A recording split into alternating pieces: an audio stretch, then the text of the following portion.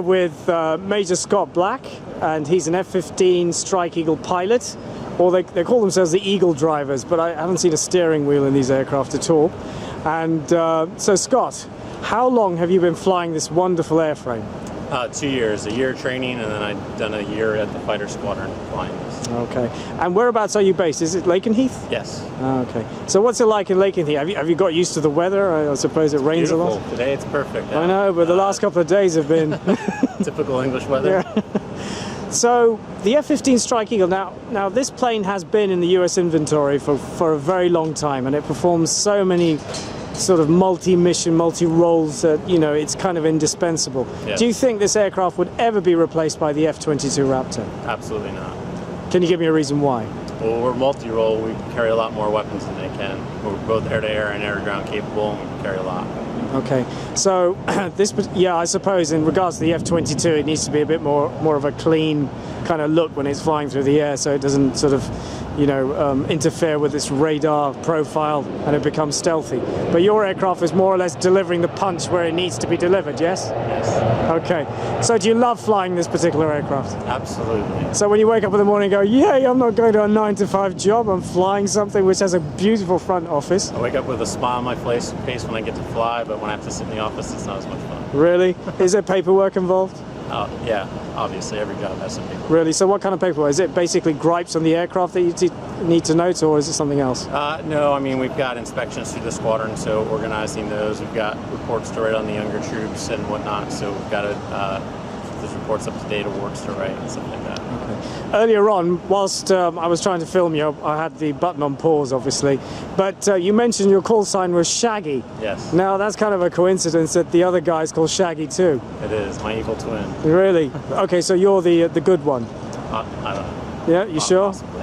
Yeah, I was just thinking, well, you know, what have you got that devil's tail on you? But anyway, so the F-15 Strike Eagle, let's talk about this. Have you ever done any sort of air-to-air missile firing sort of tests or runs, or have you ever shot anything down? No, I haven't. We practice that on a regular basis, but I've never shot a live missile. So you must have fired the Sidewinder, the AIM-120, I believe, is it? Or? No. No? Okay. No, never shot anything. No, but in a test sort of... Oh, no, I've never shot any live missile. Really? We practice training with them. Okay. Obviously, with the AIM-9 and 120. Okay.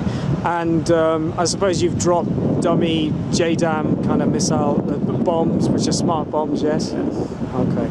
And do you think this particular aircraft it's configured with 2 seats?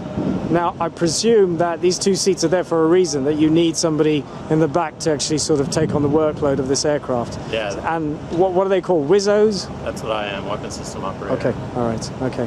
Now, have you ever sort of flown the jet yourself at all in any way? Yeah, occasionally we fly just for air awareness. You know, in case the pilot, something happens to the pilot, we can fly. Okay. So, when was the first time that you felt, as a young wee lad at school, thinking, hey, I want to fly that? Well, I would say it was the first Gulf War, watching the 117s go in, bomb Baghdad. That's when I wanted to join the Air Force and fly fighters. Okay. Well, Shaggy, it's been a complete pleasure talking to you. So, Soldier, can you identify yourself? Your call sign, please. Shaggy. Okay, shout it like you got a pair, mate. Come on. I'm Shaggy. Okay. Thanks for being a sport, Scott. Thank you very much. You know, we just started upgrading our aircraft, giving them, you know, wing strengthening and things like that to extend it. So right. I think it's indefinite. You know, I believe that when the aircraft was built, it was designed to be easy to operate on and maintain. So I think that all the parts, as far as I know, there's, you know, that's the only limit is how often do we want to fund these service life extensions? Right. Yeah. Okay. I don't think that the airplane's going to fall apart anytime soon. No, not at all. But I did hear a few things about the F-15 Strike Eagle having a few structural issues. I think that was the F-15C, I believe. Yeah, I mean, I've never flown it, so I don't really know if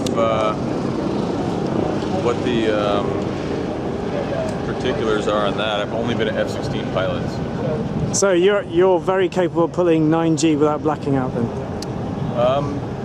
That's what we train for. Yeah. So I think that's always something we have to practice and prepare for, but Right. it's not anything you can be comfortable doing. You know, you always have to be prepared and aware of your indicators for losing consciousness. But this airplane was designed for 9Gs, and that's what we train to. So. Well, Jordan, it's been such a pleasure talking to you. You too. And can you identify yourself, soldier, your call sign? I go by Shaggy. Shaggy. Is that like from Scooby-Doo? Essentially. Yikes! Thank you again very much indeed. You bet.